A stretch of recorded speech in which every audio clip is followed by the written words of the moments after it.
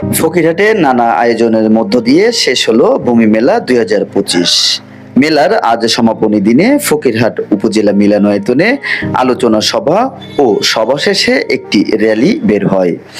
র্যালিটি উপজেলা মিলনায়তন থেকে শুরু হয়ে উপজেলা চত্বরের প্রধান প্রধান সড়ক প্রদক্ষিণ করে।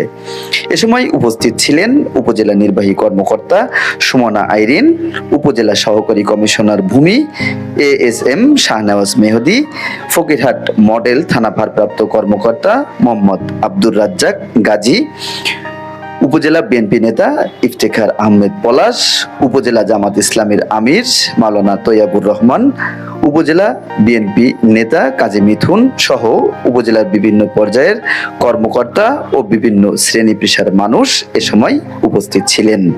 নিয়মিত ভূমি উন্নয়ন কর প্রদান করি, নিজের জমি সুরক্ষিত রাখি, দালাল হতে দূরে থাকুন, নিজের সেবা নিজে নিন, এসব স্লোগানে গত কয়েকদিন ধরেই এই মেলা অনুষ্ঠিত হচ্ছে। মেলার মূল প্রতিপাদ্য বিষয় ছিল এলাকার মানুষকে ভূমি উন্নয়ন সম্পর্কিত বিভিন্ন সেবা প্রদান ও এসব বিষয়ে তাদের অবহিতকরণ।